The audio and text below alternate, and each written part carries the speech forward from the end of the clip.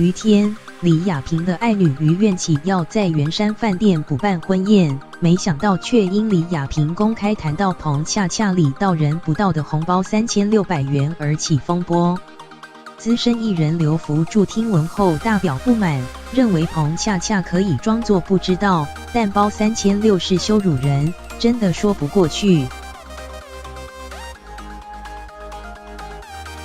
事件起因于李亚平公开谈及彭恰恰红包3600元，他当时表示人如果不来就不用包没关系，因此将红包退回。没想到经过报道让事件放大。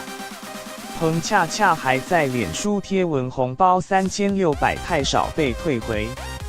礼到人不到，您嫌少，那就对不起。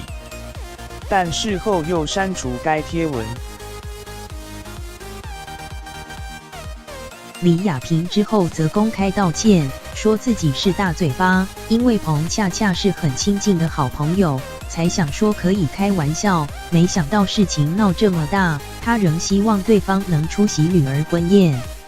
根据苹果报道，资深艺人刘福柱听闻此事大表不满，认为于天过去帮助过的演艺圈朋友不计其数，根本不可能在意这点钱。若是有行动不便的朋友搭车来参加，不包红包都没关系，他认为这不是于天会说的话。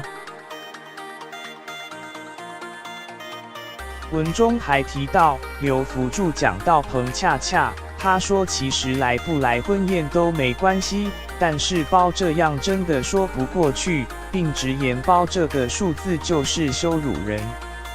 而彭恰恰对此则表示尊重刘福柱意见，并强调与于天、李亚平有30多年交情，不会因此而改变。